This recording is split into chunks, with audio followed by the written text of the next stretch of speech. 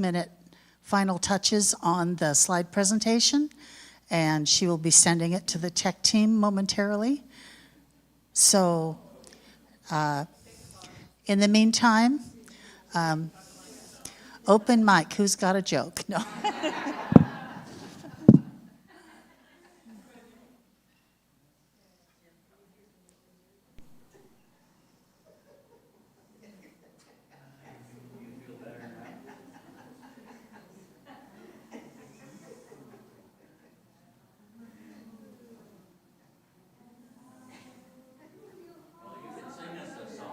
Oh, right.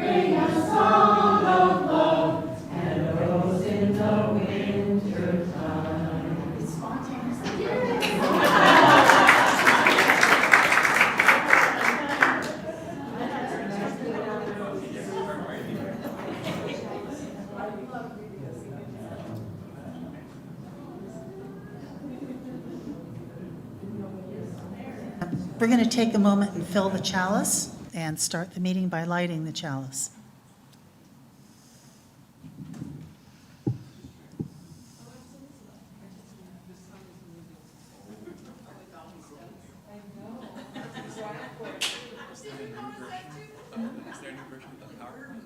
Pardon? Is there a new version of PowerPoint? It should, the slides should be in the folder. Okay, but just the one that's in there is fine. The one that's in there should be fine, yeah. Okay. I think that's the latest version. I was told that he needs to make some last-minute changes. Oh, I just had to print the slides because it wasn't coming up on my tablet.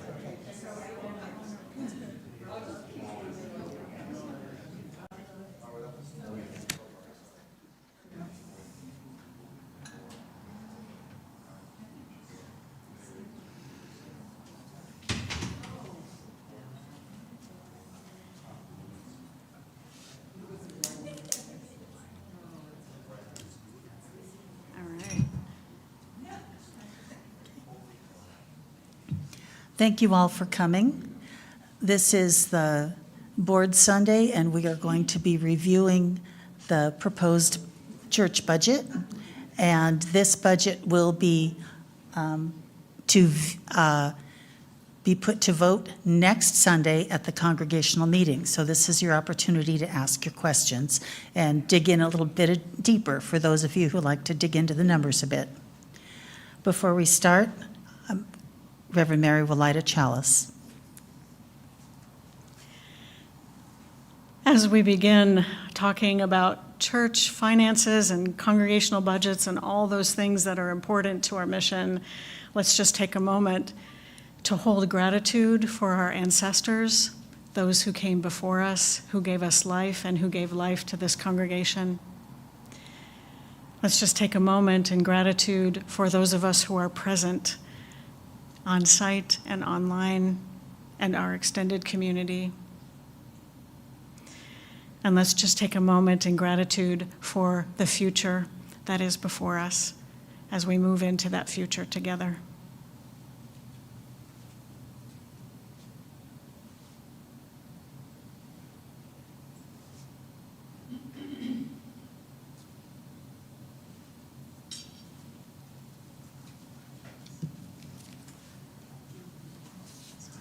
Starting. Okay.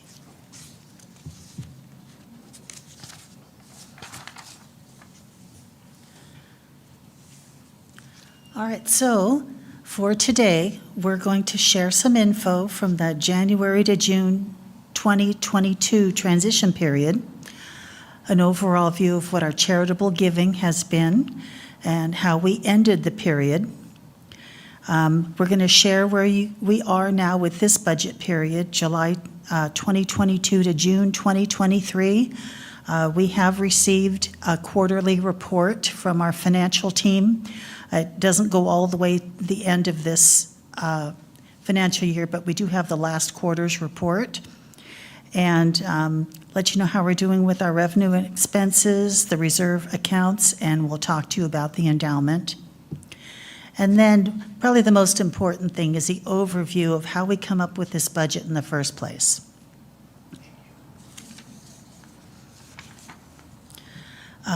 We're also going to do a quick update of the stewardship.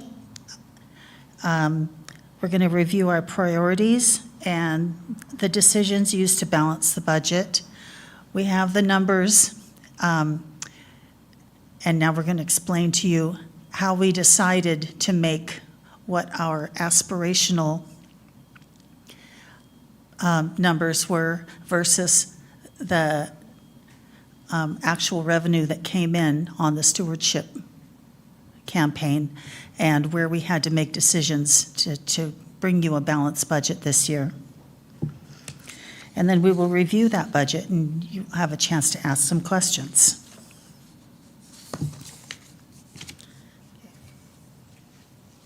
Thanks, Arlene. So first, just a word about the transition budget period, and this was the last budget period we had from January to June of 2022. It was a 6-month transition budget, and we did that in order to shift the fiscal year to July through June. So this year that we're in right now will be the first complete year that we've done on the new cycle. And I know folks are still getting used to that shift.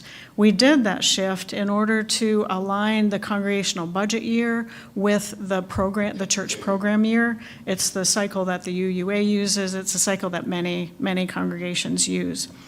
And we ended that transition period financially pretty much with revenues and expenses balanced. There was no surplus, there was no deficit. We were looking just fine going into the first full change in the fiscal year. Folks like to know what our charitable giving is, so for the next slide, we pulled together the charitable giving for the transition period.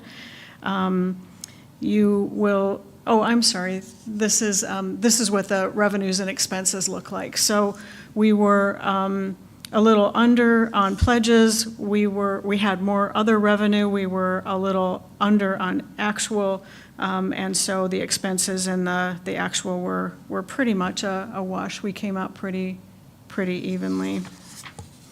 So then the charitable giving, for a short period of time, it was a lot of charitable giving. On the next slide. For Share the Plate, about almost $7,500, which is about right for a half year, 6-month period of time. The Minister's Benevolence Fund was active. The book sale raised $5,600 to go to homeless services. The auction Raise the Paddle was outstanding last year. A lot of that was charitable giving to Ukraine. You remember it was, you all are remembering that. It was quite significant. Faith in Action gave away a little more than $2,000. And then you all might remember last June you installed me, and we took an offering and gave away a couple $1,000s related to that. And then we had about $2,400 in other giving. So that's what the transition period looked like. Arlene, do you want to talk about where we are now? Sure. All right, so based on the recent financial quarter report, we are doing fine. Our expenses and revenues are close. Some of the pledges that for the end of the year, they've slowed down a bit. There may be folks who pledge are doing a once-a-year disbursement of funds to us, and if we haven't seen it or haven't allocated it properly, please let us know. We ask everyone to send in their pledged payments, and further information on this process and some of the challenges we faced in our stewardship drive this year. We covered that last month on the board Sunday presentation from April 16 that Jeff Goltz and I did.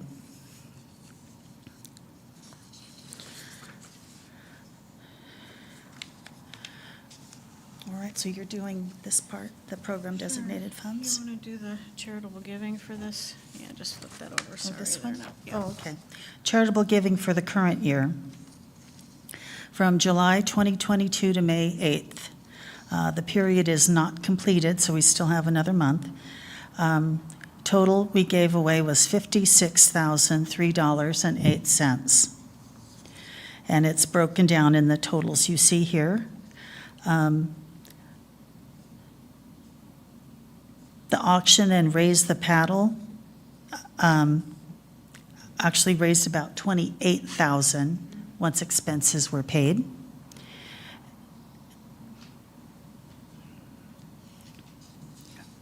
And you can all see those numbers. I don't think I need to read them all. Thank you. Reverend Mary? So I want to talk a little bit about our program designated funds, our designated funds and our reserve funds, because part of balancing this coming year's budget has to do with those reserves. So the first ones I'm going to talk about are program designated funds, and you see that we have about $9,600 in program designated funds. And my understanding of this is that back in 2014, 2015, when the new organizational structure was created, there was a reserve fund that was created for each of the ministry areas. I'm not exactly sure why. My understanding is it was just to have some money available. And what our accountants and our finance folks tell us is that it's not smart to have reserve funds for programs, because what that does is you spend money that doesn't show up in the budget, and it doesn't show up in your budget planning. And so our proposal is to empty out those funds this year and to use those program designated funds for programs this next year. The other fund that is designated, and this is designated by the board, is an operating reserve. Since I arrived, for quite some time, the congregation has set aside about 5% of the operating budget for an emergency fund, just, for what if something comes up. And that operating reserve is $27,770. Based on last year's budget, and we're also proposing to use a portion of that to balance the budget coming up as well. So keep those in mind, and we can come back to those as well.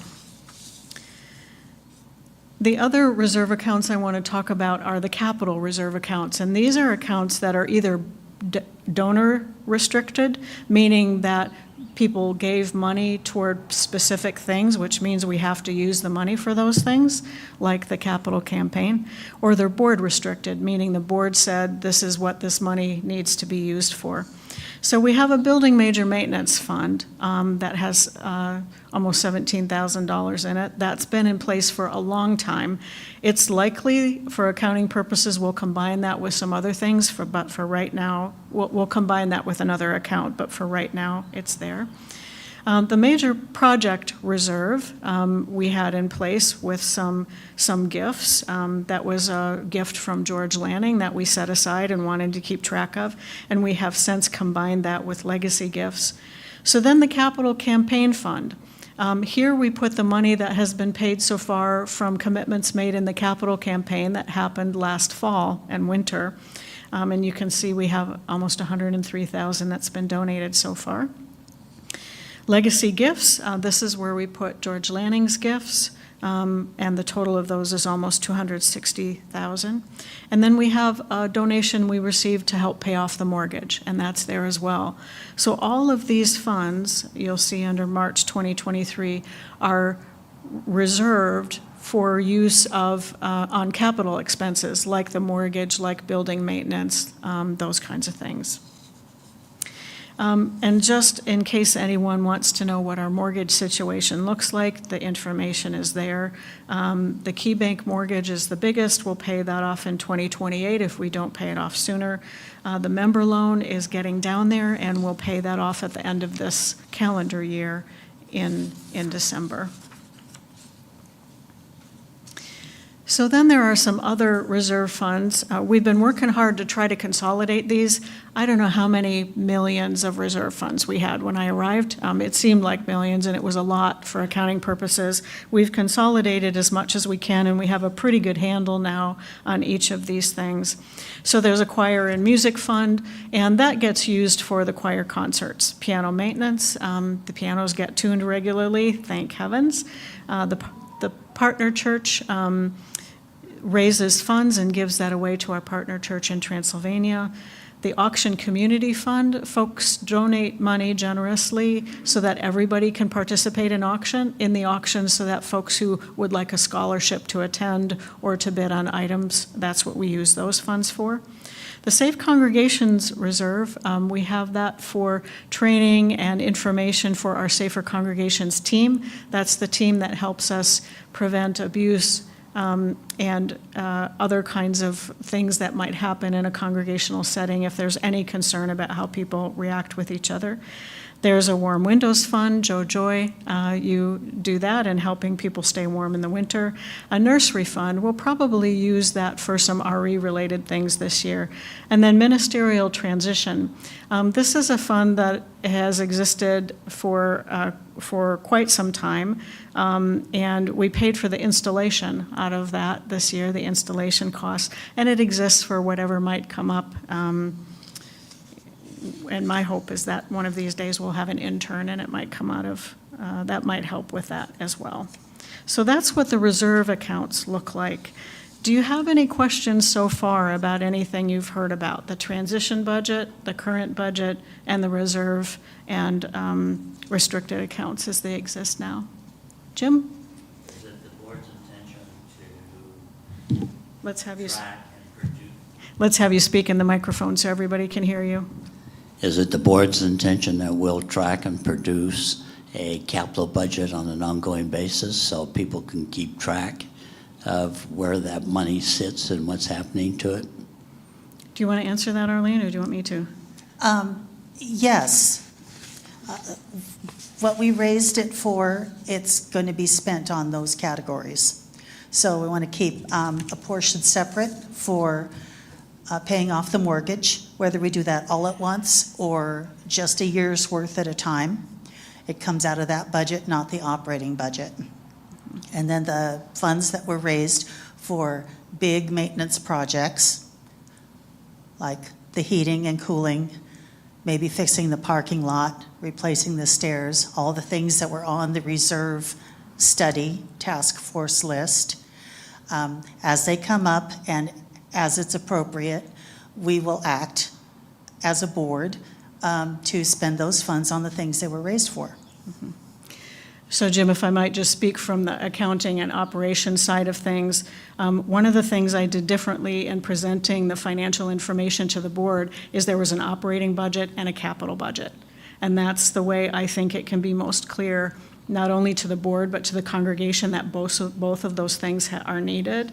My sense from the feedback we got from the capital campaign and the stewardship campaign this spring is that the history here of combining those two things into one budget has confused people, and folks don't understand that they're different things and that we need both of them, and putting them in one budget requires that they compete with each other.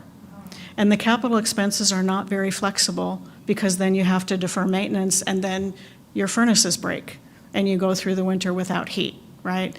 So my sense is that in order to be as transparent and clear as possible, we'll talk about those two things separately. Does that answer your question, Jim? I have another question. I don't know if I should wait till you expose the operating budget for next year or ask it now. If it's about the next year's budget, could you hold on to it until then? That'd be great, thank you. I know you're eager to get there. I just have some technical questions. Could we go back to the previous slide? So I'm assuming that sorry. numbers that are under the subject matter belong under 20. Should those under 2023, or did they just get shifted? They did. I'm so sorry that Oh, didn't no, come no, out that's very okay. well. That's, that happens. Switching from PowerPoint to Google Slides. Absolutely. Okay, so that the 16,000 under the major maintenance is under March 23rd. Yeah, so do you want me March to 2023. Yeah, maybe okay. read those through a little bit then? Let me find the, No, it makes sense now. okay. Yeah. And I have a question about the current charitable giving slide. For this current year? Right, and it's actually about the raise the paddle, because wasn't that an internal fund? It So- was. So not one that we're actually giving to the community. We Right. raised that much for sending people to GA? No, we didn't, so I apologize for that. Okay. That was mixing up the numbers. So as Arlene said, it's probably about 28,000 altogether raised by the auction. Okay. After expenses. Okay. And I'm told about 4,500 of that, it was for Raise the Paddle, and the rest will go into the operating budget. Okay, thank you so much. Yep. Go forward to the slide where you're at. So the slide about the reserve accounts? Uh-huh. The partner church, is that money that comes from the church in Kisolimas, or is that money that's earmarked for them? It's earmarked for them. So, yeah, the partner church ministry here at OUUC raises funds to send to our partner church in Kisholamos.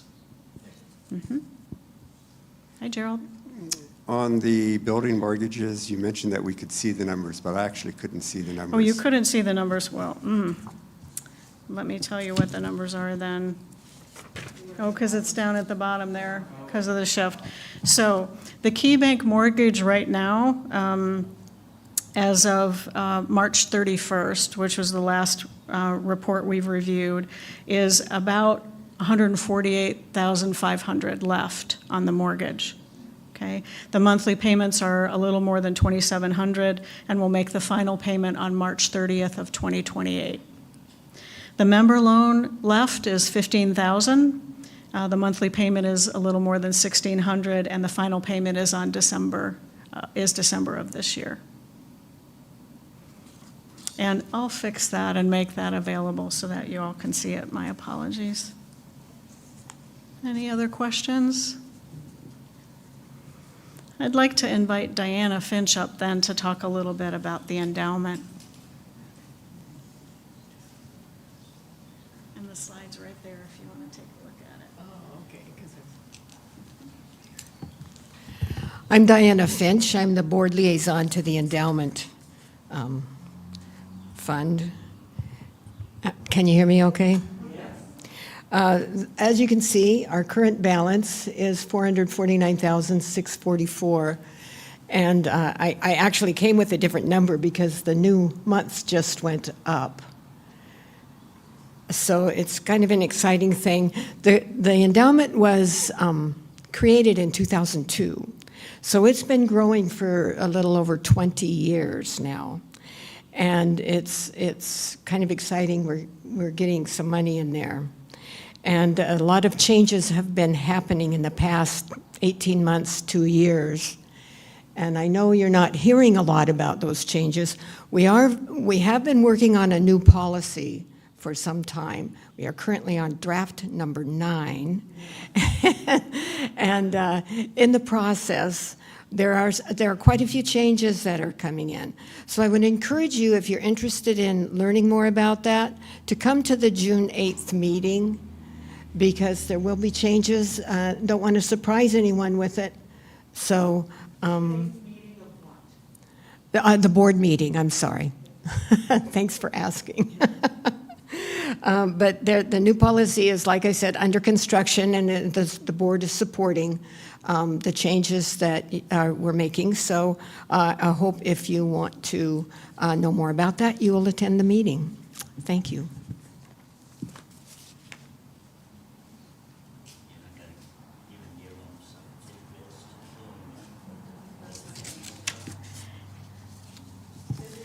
Do you want to do the budget development process? Sure. Okay.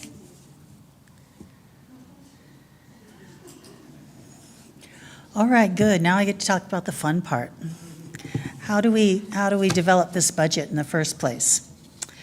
Well, every year, the OUUC teams, which are members and interest groups and committees and that sort of thing, plus all the folks on the staff, they imagine and plan for the next year and then develop a budget request to support the aspirations. Reverend Mary and members of the financial consulting team, that is our treasurer, bookkeeper, and our financial consultant, they prepare an aspirational budget to determine the amount of the stewardship request. So that's why we came up with the ask, so that the stewardship team knows how well they're doing on bringing in the funds that we need to support the budget for the next year. So we have an aspiration, we give that aspiration to the stewardship team, and they go out and do the work to have the funds committed so that we can run the operations for the next year. We review and determine the stewardship request, and we activate the stewardship team, we on the board. And we ask questions and clarification on the budget that we receive from Reverend Mary and the staff. We ask all the whys and hows, and also work closely with the stewardship team so that when we see that perhaps some crucial piece of information about the aspiration is not showing up in the message, we correct that with the folks in our stewardship team.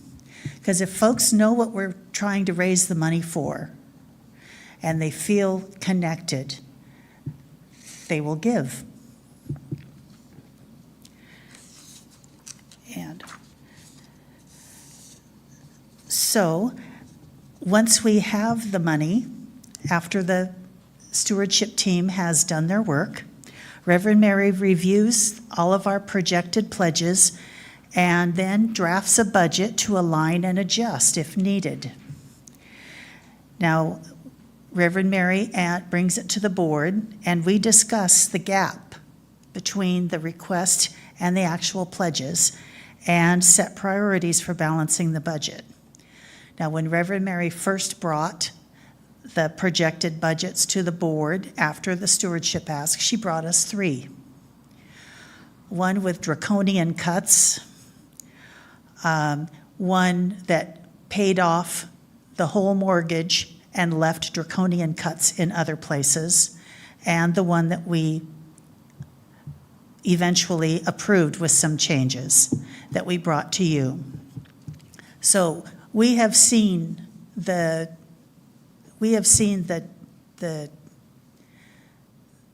side that does not match our mission and vision.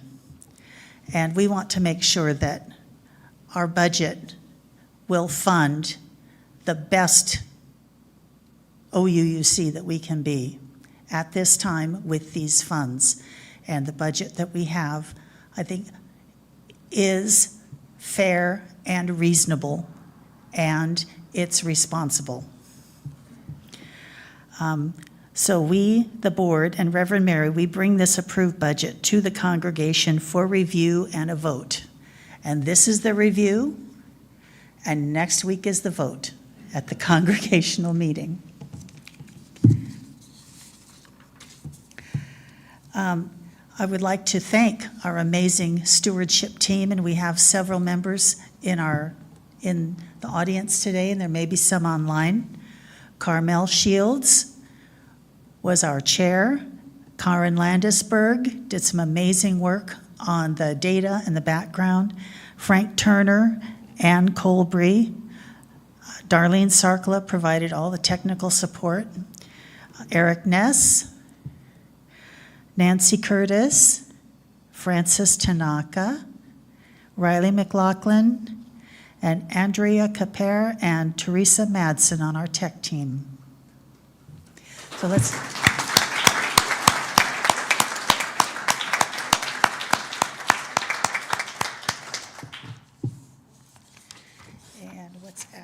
Yes. All right, so let's look at some numbers now. We had $458,500 pledged, and we expect that $446,875 was actually pledged, and there were some folks who didn't answer us who we know have pledged in the past, so we always assume every year that they forgot or were out of town or something, so we reach out to them, and we always get more than what the final number is. So we're going to assume a 97% pledge fulfillment of our assumed 458.5, which is $444,745. And that was 82% of the aspirational budget that was put before us. Our average pledge went up this year. Those who pledged gave more. We had like an 8% inflation rate, and we asked for 10% more, and we got an average of 5% more. We had 8 new pledges, and when we get over here, more numbers. The folks who increased their pledges the most were in I would say the middle category, the 1,000 to 2,000 per year. And then the folks in the over 4,000 per year range, the number of pledges in the highest giving range increased. Newer members increased their pledges the most. So I want to note that this last number, 2023 to 24, we had 232 total pledgers, pledging units. That's a net loss of 17 pledges. So if let's say we lost 57 members or pledgers, and then with new membership, we gained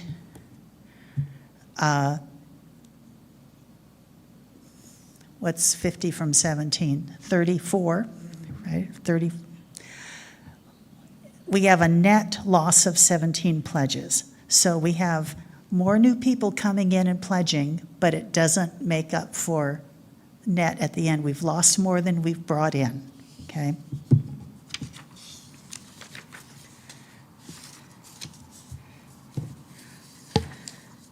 So we have some good news.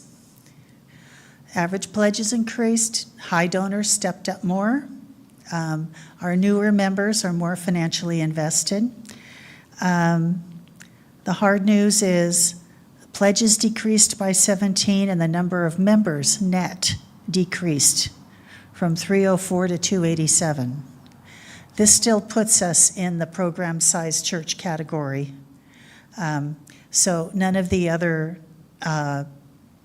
governing or programming or salary expectations change with this loss of 17 new members. Loss of net 17 members. Okay. Reverend Mary?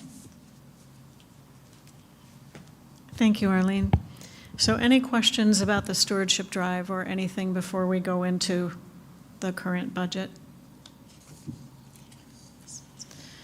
And I'll just say, if you were at last Sunday's service, I'm a glass half empty kind of a person.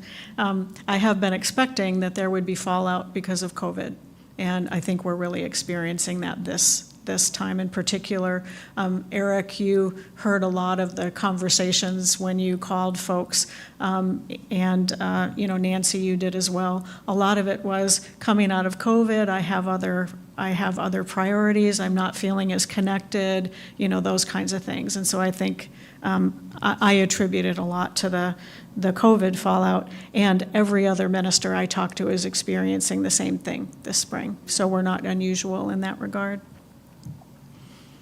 Any questions? Pat?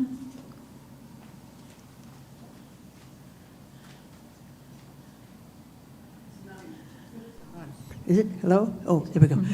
This is not exactly a question, but I was talking with a person who's been a visitor, and she reflected back on, she had attended one of the Brownies book sales, 2018.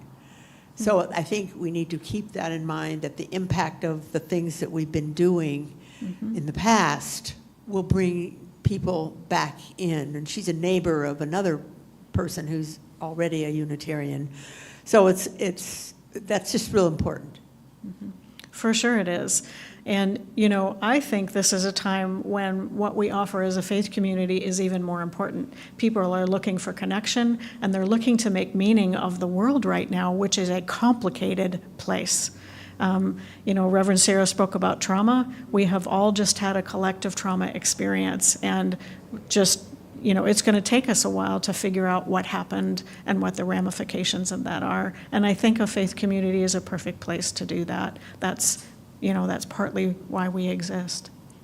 Zoe?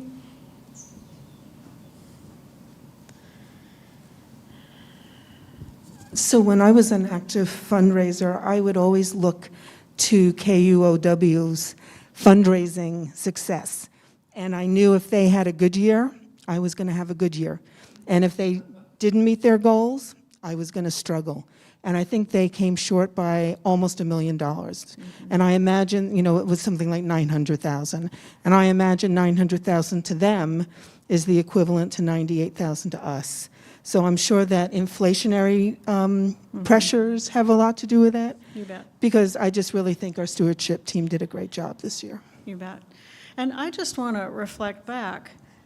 The capital campaign raised almost 300,000. The stewardship campaign raised almost 450,000. The auction raised 28,000. That's what, close to $900,000 that this congregation has raised in the last 6 months. So yay, right? Right? So this is a generous community. And we can focus on, so I'm going to do the glass half full thing right now. We can focus on the deficits and cuts and those kinds of things, or we can focus on, this is what we've done. We can do even more, I think. So, yeah. Jim? It's good to talk about the glass full. The comments about the good things and the hard things, I think we have to give the full congregation a real hand of applause, because as you look at what churches have done generally, although we'd like our numbers a little higher, we did better than most. Thank you for that, Jim. You're right, we did. I mean, this congregation pivoted. Oh my gosh. You know, I have said in other places and to the board, you all called me as your settled minister. Ha! There's been nothing settled about this time, right? Oh, the promises you made. And we pivoted as a community, right? And folks have come forward all through the pandemic with the online. There was a celebrant for the worship arts team that showed up on Sunday online every single Sunday. That team has been steadfast. A volunteer tech team came forward. The pastoral care team did amazing things. You'll hear from them next week. Folks have really stepped up to take care of each other, and that didn't happen in every community, and I'm really grateful.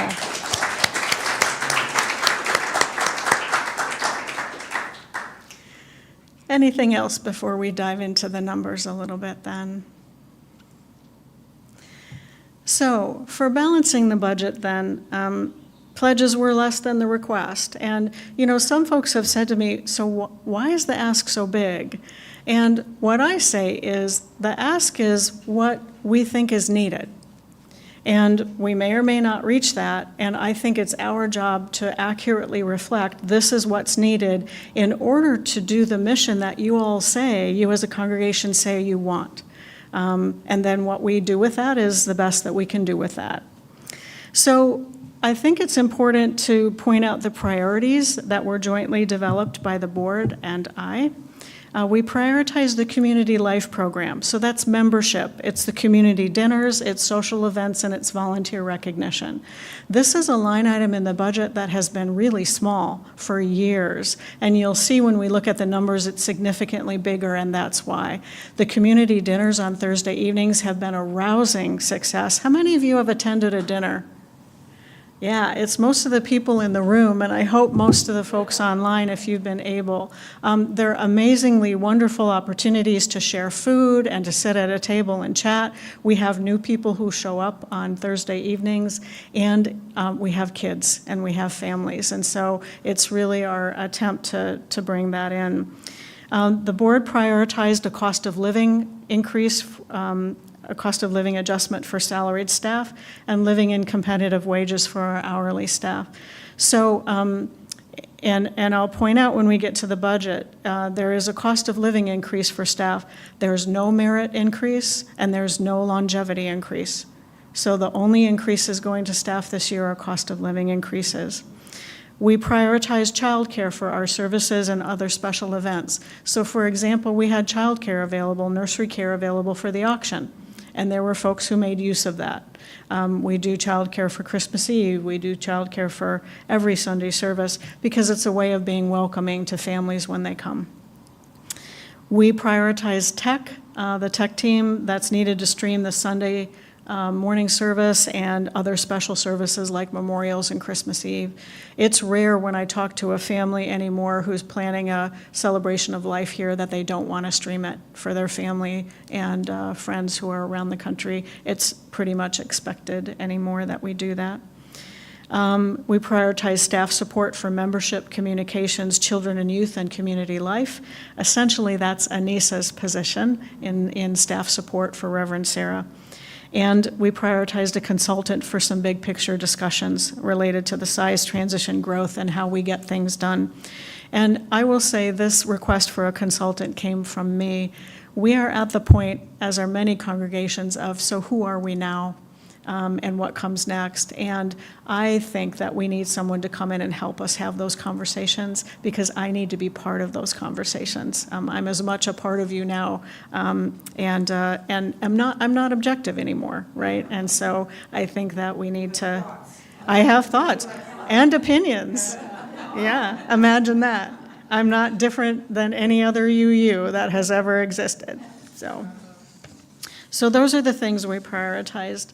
There's a couple unusual things in this budget to point out then on the next slide. If we could have the next slide for some unusual things. There are no mortgage payments in this budget. So the mortgage principal and the mortgage interest is not included in the operating budget. It's going to come from the capital campaign funds. So those of you who donated to the capital campaign will use those funds in order to pay the mortgages and the interest in this fiscal year. So thank you all to everyone who contributed in the capital campaign. Thank you so much. So what that does is it frees up in general between $35,000 and $40,000 that comes out of the budget for capital expenses. And then the other unusual thing this year is that our longtime church administrator, Darlene Sarkala, will retire next February. Whew, yeah, that will be a big loss. And so the budget includes some one-time costs for that transition. I'm proposing to bring on a business manager to help with the financial pieces and an office assistant to help with the office functions. So it takes two people to replace what Darlene does, and even then, it's probably not enough. So those are unusual things in this budget. So then these are the, oh yes, Zoe, you had a question? So it said one-time cost of we've got the wrong number, sorry. There was a one-time cost of $8,000. Uh-huh. Those are ongoing positions. So what's that one-time cost for? Training and, okay. Yeah, it's that's the great. overlap. And then our personnel policy is that we pay out any vacation leave that Of someone course. has accrued. And so course. it's the overlap costs and it's the vacation. And I have one more question about the organization consultant. Will they also be engaging a conversation about fundraising? It's possible, the funds that we have allocated are in the board line, so that's up to the board. And, you're thinking, Zoe, right along, that's right. The Reserve Study Task Force, you may have heard some presentations from them. They've done a fabulous job of getting us a sense of what the capital costs are going to look like for the next 30 years. So we have a good sense of that. I've said to the board, we can make some guesses about what operational costs are going to look like. The financial plan isn't the issue, it's having a fundraising plan. And we need a good fundraising plan because we're going to use some reserve funds, we think, or we're proposing to use reserve funds, and we need a plan for how to replace them. Thanks, Zoe. So on the next slide, then, you'll see, oh, I'm sorry, was somebody had a question? Pardon me, Ann. I have a question about it sounds like there was leftover funds from the capital campaign. You didn't need it all that we raised to do the building stuff, so that's why you can use it to pay the mortgage, is that it? Yeah, we raised the capital campaign was for three things. It was to do the HVAC work, it was to replenish reserves, and it was to pay off the mortgage. Oh, I'm sorry.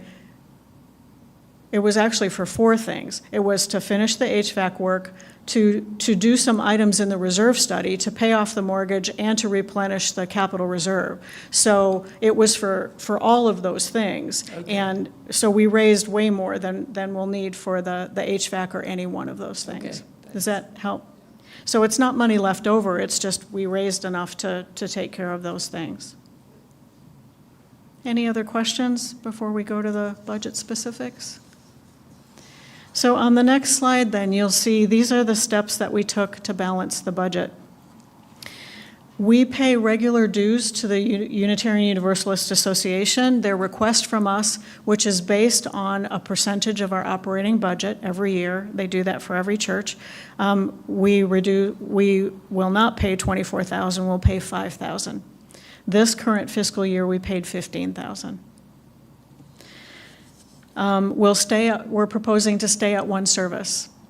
It costs about $10,000 to add a second service. And I'll just say a second service has not been in the budget for the last couple of years. And a second service requires funds for tech, and it requires funds for childcare and RE. So that's what the $10,000 is. We reduced the cost of living adjustment for staff from 6% instead of the requested 10%. Reverend Sarah and I both agreed to reduce our professional expenses for a total of $6,000. And I reduced the start date of the business manager by 2 weeks so that the overlap costs were a little bit less. And then on the next slide, you'll see the program cuts. This is from what was requested to what we actually did. And this was pretty much bare bones. I went back to Sarah and Darlene and said, what does a bare bones budget look like? And they both did that. So you see Faith in Action gets decreased on program and benevolence. The education programs get cut a bit, adult ed and family ministry. Resource ministry program cuts a bit. Office expenses go down. The fundraising goes down a bit. The music program takes a hit. Leadership development goes down to 0. We decreased worship arts just a little bit. The difference with worship arts is that our speakers are traveling now, and we pay travel costs, mileage, which we haven't done for several years, so there wasn't a whole lot of room there. And then we're going to not have any paid tech on Thursday evenings. So whatever it is that we do on Thursday evenings, if it's spiritual practice or classes or whatever, we won't have a paid tech person available for that. So that's what the balancing looked like when we got down to the numbers. So then, even with those cuts, balancing the budget, we still had a gap of about $49,000. And so we're proposing to use some reserve funds that I mentioned and interest from the endowment in order to balance the budget. So then, tech team, if you could pull up the other document that's labeled the budget. It's an Excel spreadsheet looking thing, or a Google. That'll take one moment to get loaded up. So we'll take just a moment for the tech team to get that up. And this is, what you'll see on the screen is what I sent out a couple of days ago for your review. And the other sheet I sent out was notes, which is from the slides that we just went over about the priorities and the cuts and those kinds of things.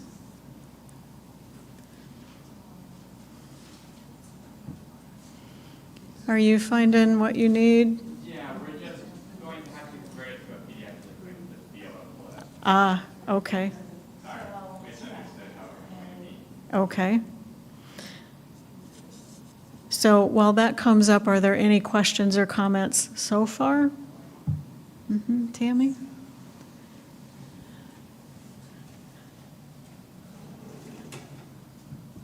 Yeah, just a quick comment that Thursday evening, no tech means no streaming. No streaming, Yeah. that's right. Yeah, which is Yeah. unfortunate because I know some people, that is how they participate. It might be the only way they participate is they like the spiritual practices. Right, Yeah. yep. And what we've seen over this year is the attendance on the Thursday evenings declined quite a bit. And so, it was one of those places of, well, this is a possibility, so.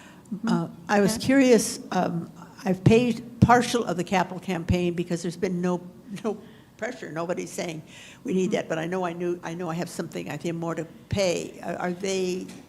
Will that end up showing up on my budget or my financial piece on Realm? Yes. So if I pay that, then it'll show up there? Yep. Okay. So when you get a statement sent from Realm about what you've paid, it will show up there for your stewardship pledges that you pay and also your capital campaign commitment. Right, that's been one of the confusing things. And the people have talked to me, it's been one of the confusing things when you get that bill or see that bill. There's several items that we've committed to pay. So it's not just one number now, it's our pledge plus the capital, plus anything else for special giving that we want to do. Right, yep. Yeah, and as always, if you have any questions about what you're seeing in Realm related to your accounting, please call Darlene. She's the one who generates the statements that you get and who sends them out, and so she can help you decipher them. So this is the really tiny print. Yep, I'm certain that they're sorting it out, so. Fabulous. Woohoo, thank you, tech team. Thanks, Kate and Carbon, for rolling with it. So, yay.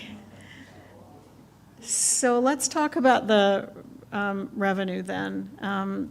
We spoke about the projected pledge income. Again, we're assuming a 97% pledge fulfillment. The share of the plate stays the same. The auction, we're assuming the same. It could be an auction next year. It could be some other different kind of fundraiser. We'll see.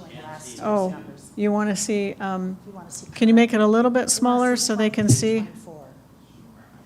There you go, May 11th, that's good. Right. Hide column C.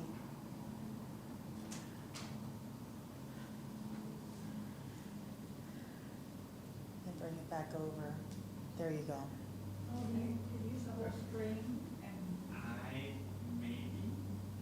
On Zoom, it's hard on Zoom.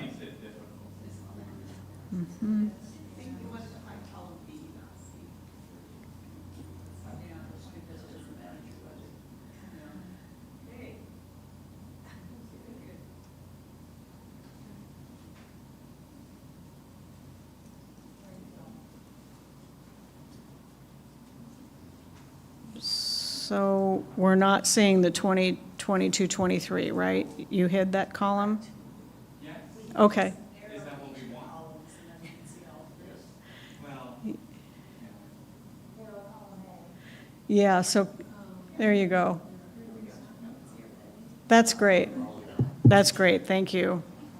Sorry for the conflicting instruction. So share the plate, the auction, or a fundraiser. stay the same. E-sales went down a little bit at Susan Dotson's request, and I'll just say Susan helps us balance the budget every single year. Thank you, Susan. Thank you for your work. Other income goes up a bit. Our treasurer, Jeff Goltz, has taken, we have a bunch of cash in the bank from the fundraising that has happened. And so Jeff has invested those in CDs and we're getting interest, and it's a lot of interest. And so that income goes up. And thank you to Jeff for tending to things that way.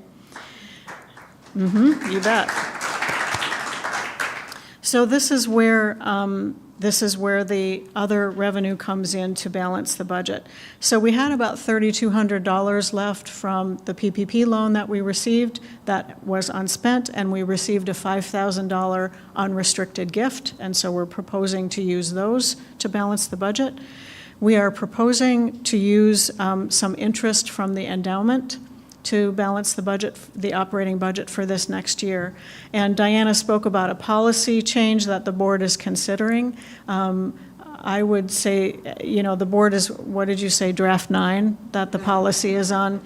It proposes lowering the threshold at which the congregation can withdraw interest and raising the percentage of interest. And that's based on Jeff Goltz, the treasurer, and the legacy giving team have done extensive research on other congregations and what they do to try to get a little bit of a sense.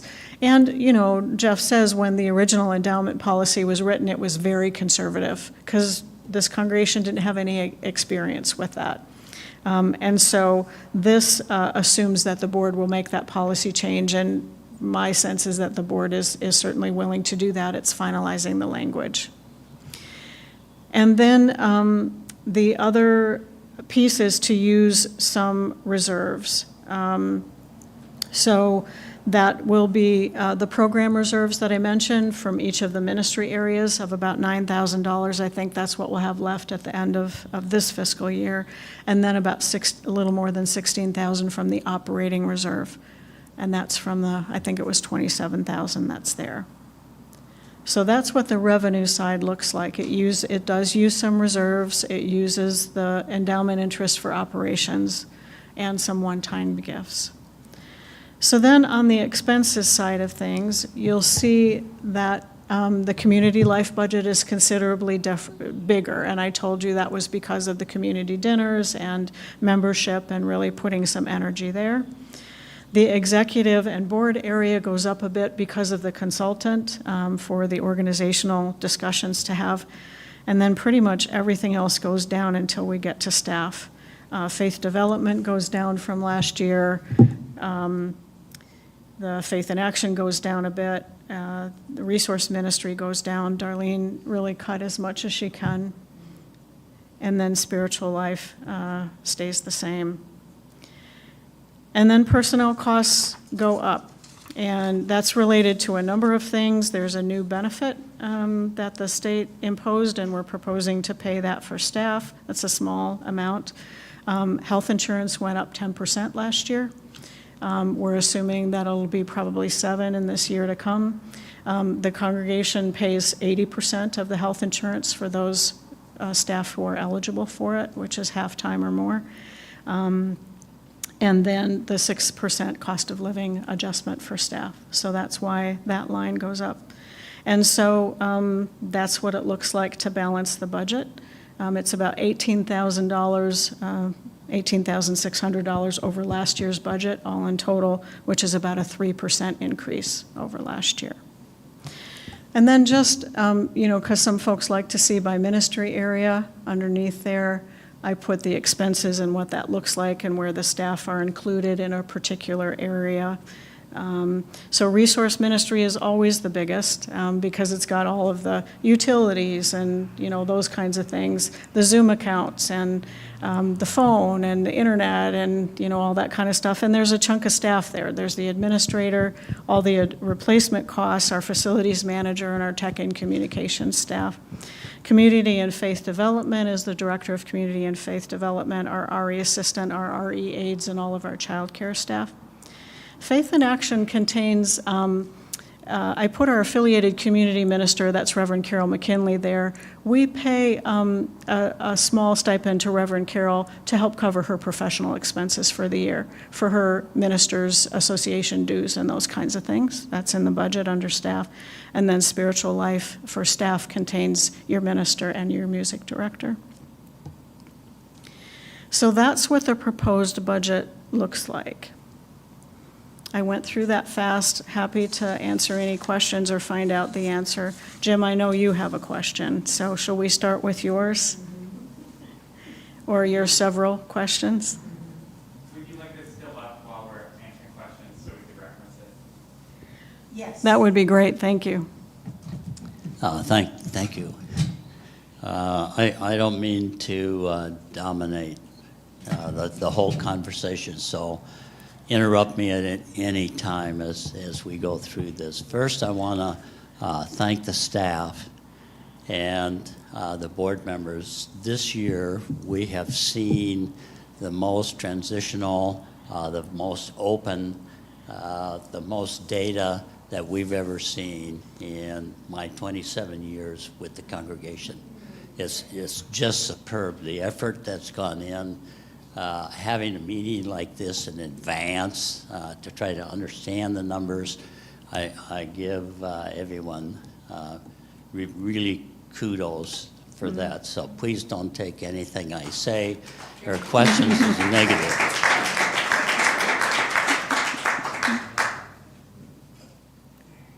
Two things I'd like to, one's a question and one's a comment. The assumption here is $16,000 coming out of the reserve fund. No, I just did it. Thank God the board's been working on a legacy policy to clarify the terminology that's been used of what's a reserve fund. Is the endowment fund a reserve fund? Is the capital budget reserve fund?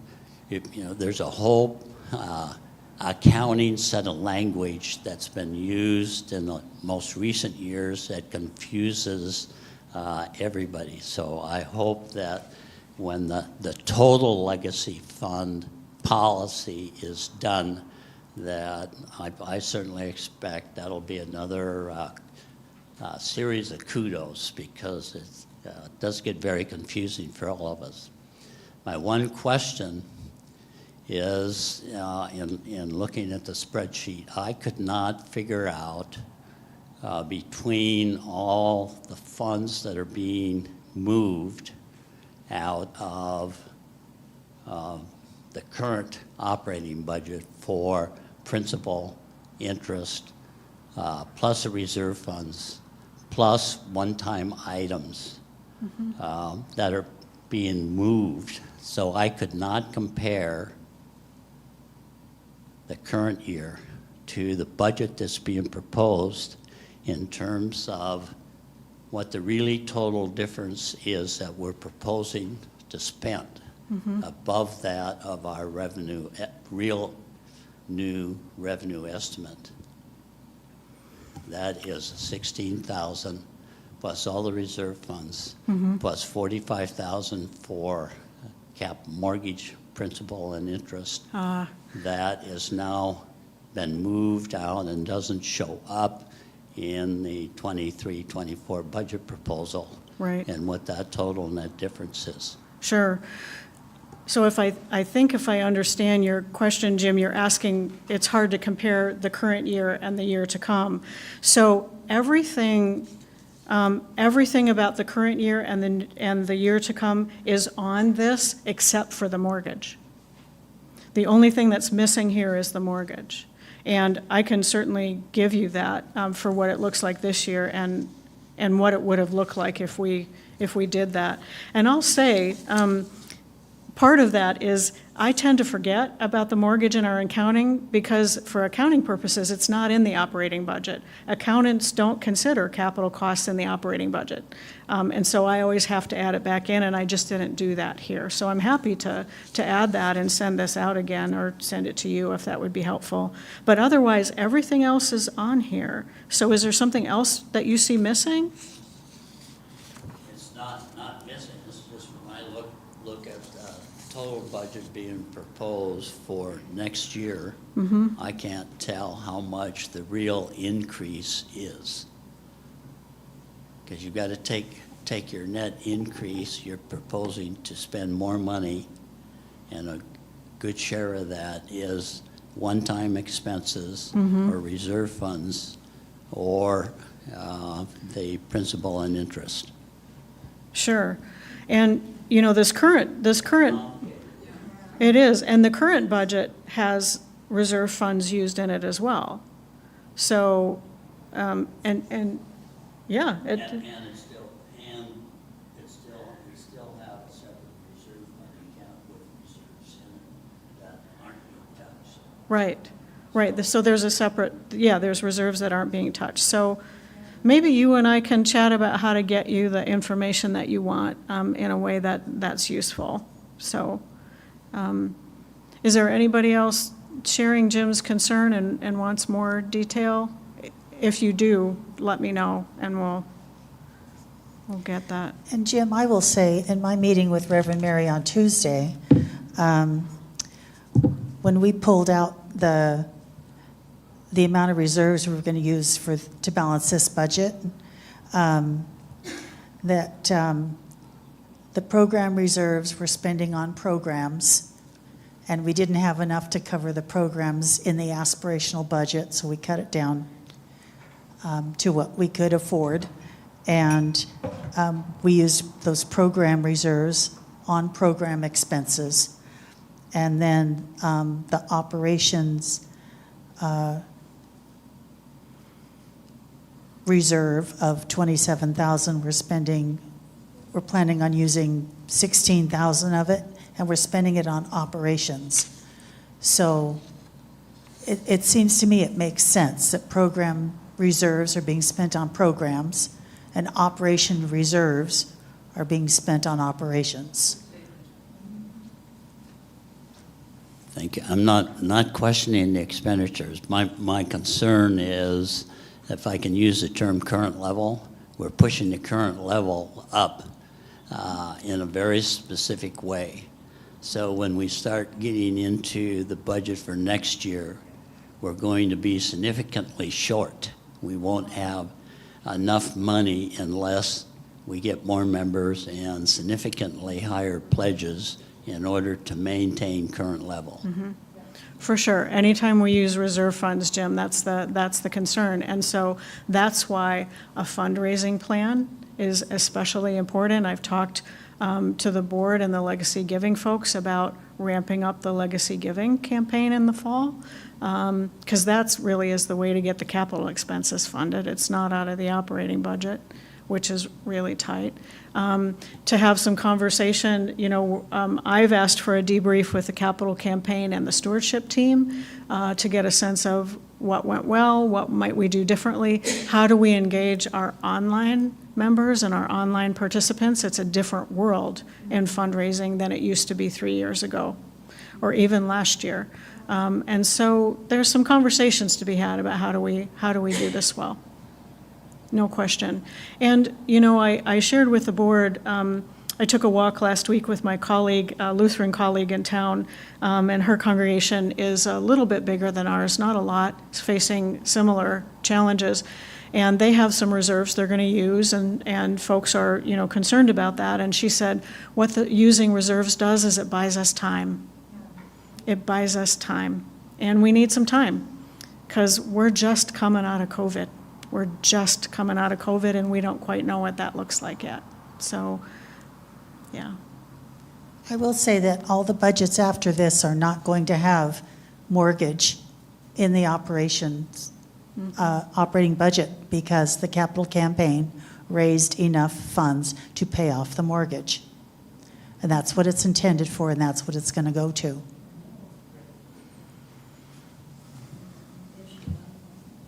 I did have a question about that mortgage, because the capital campaign, as I understand, we're paying that for 3 years, right? The mortgage isn't due until 2028, but are you saying that we raised enough and we'll be able to hold those funds to pay it until the end of 2028? Okay, perfect, thank you. The board could also, Yes. Yeah. right, We'll pay it in a way that it doesn't cause us any penalties. And even if we paid it all off at once, the penalties are nowhere near what we initially assumed they would be. So there's some choice, and some of the folks had 3 years to fulfill their pledge. So all of the capital campaign funds aren't in yet, but the ones we have, the portion that was pledged to paying off the mortgage are going to be held to pay off the mortgage. Okay. yep. Any other questions? Beatrice? If you would just wait for the microphone so everyone can hear you, thank you. Okay. It's just a simple question. It's just a simple question. Why does the financial year runs from June to July and not January to December? So we changed so that the fiscal year is July 1 through June 30th. And it fits better the church program year. That's the kind of planning that we do. We begin planning, we actually are planning now for next year, but the church year kind of begins in September. Because it's a bit confusing to me because when we pledge, most of our pledges come from our paychecks. So if we are pledging from June to July, and then we are filing our taxes from January to December, it's... Sure. Yeah, and that's why we give statements. You get statements at the end of December for your giving for the calendar year so that you can do your taxes. Yeah, this time when we went to file our taxes, it was a bit confusing for the account, the lady at the HR block, because for something like the capital campaign, or the pledge, we had already paid in advance. So it was a bit confusing for her until we had to explain. Then she knows that what we have already paid for next year, she had to put it because we paid for next year for this filing. So. So that's not a fiscal year thing. That's you decided to prepay something. So, yeah. Sure. So I would encourage you again to chat with Darlene about how to navigate that and making sure that you have the information you need for your taxes. So, yeah. I found that my annual contribution was unusual this last year because I had 6 months at one weekly rate and 6 months at another weekly rate. So the number didn't add up what I thought I had pledged for the year. Yep. The same will happen every year from now on. Yep. Right. So it'll be the same. And, as Reverend Eric said at the board meeting, talking about the stewardship campaign, let's not ever change the fiscal year for the church again. Susan?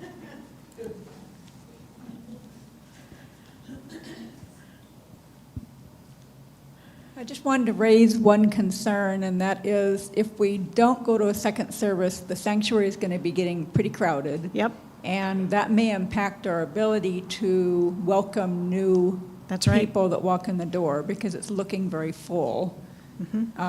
There are spaces available where we're not squeezed and they just don't look available. Right. So far, but as we enter September, where the attendance is much higher than in summer, I'm just concerned that it may be a self-fulfilling prophecy that the pledges will not go up like we hope they will because new people may feel unwelcome. Right. You're exactly right, Susan. Not adding a second service is not smart for growth. It just isn't. And what it came down to in the discussion with the board was where do we find $10,000 in the budget? It comes from staff. It comes from needed staff. Either the staff gets a cost of living increase, or we add a second service, or we cut back on some hours for current staff, which aren't enough to start with, and we add a second service. So if y'all want to come up with $10,000 to add a second service, that'd be great. But, you know, that's the determination the board made. I mean, I essentially came and said, this is what it looks like. What's your priority? And their answer was, let's prioritize staff. And that's what it looks like. So we're trying to do the best we can with the resources we're given, but you're exactly right, Susan. So it will mean, you know, you sitting in the choir seats when the choir isn't singing. It will mean, you know, filling in those seats over there that nobody seems to want to sit in. You know, putting some chairs in the commons for overflow. We might try an overflow room in the classrooms again. You know, we'll try things to make it as comfortable as we can. Thank you, Ken. Yeah, Mary, about 2 years ago, we discussed moving that wall out towards the parking lot, increasing the capacity of this room. Mm-hmm. Now that, to me, is the far better plan than 2 services or anything else. Moving that wall out, I mean, we've already got the engineering to do it. The people who built this told us what to do and how to do it. Mm-hmm. What happened to that plan? The expansion, yeah. Well, that got put on hold for COVID, for sure. Because you remember when I arrived, I was, you know, it was 7 months we had together before we shut down for COVID. The sanctuary was pretty crowded for both services, and the expansion kind of popped up then, and then boom, the building was empty. And so that might be something to have in discussion with the board, and we would have to do a capital campaign again or borrow money in order to make that happen. So there's a financial consideration there. The congregation doesn't have the funds to do the expansion. I have no idea what that would cost, and oh yeah, more disruption in the sanctuary would just be, actually, but you're right. I mean, that is a possibility, something for the board to talk about. And if we expand the size of the sanctuary, we have to expand the parking lot.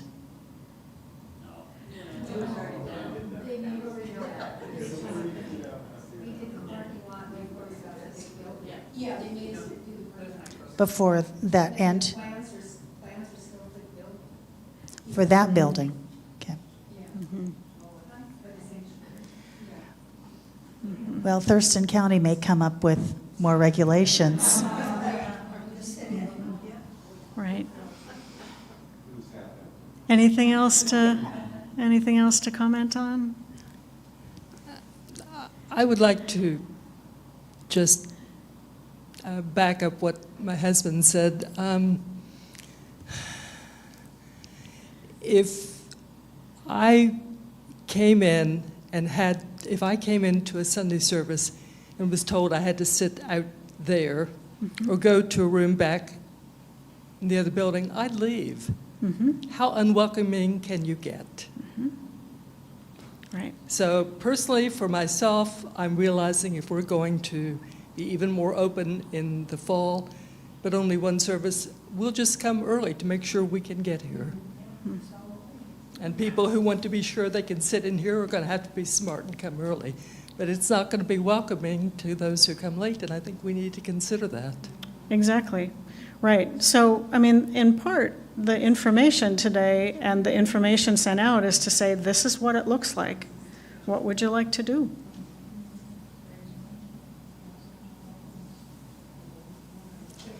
Francis? The choir used to sing every week up there, so maybe we'll just sing every week and be out of these seats. Having the choir sing every week? We always used to, yeah. Ah. And so we would take you up chatted those with- seats, and you'd have more seats out here every Sunday. Ah. I will tell you that Troy does ask choir members when we come on a Sunday that we're not singing, he asks us to fill these seats. But if you came every Sunday and saw all the choir members sitting up there and then we didn't do an anthem, If you don't have your stoles on, you're not singing. Right. So, right. Right. But, it's 30 seats up here, sometimes more. So that's a chunk of folks, right? So, yeah.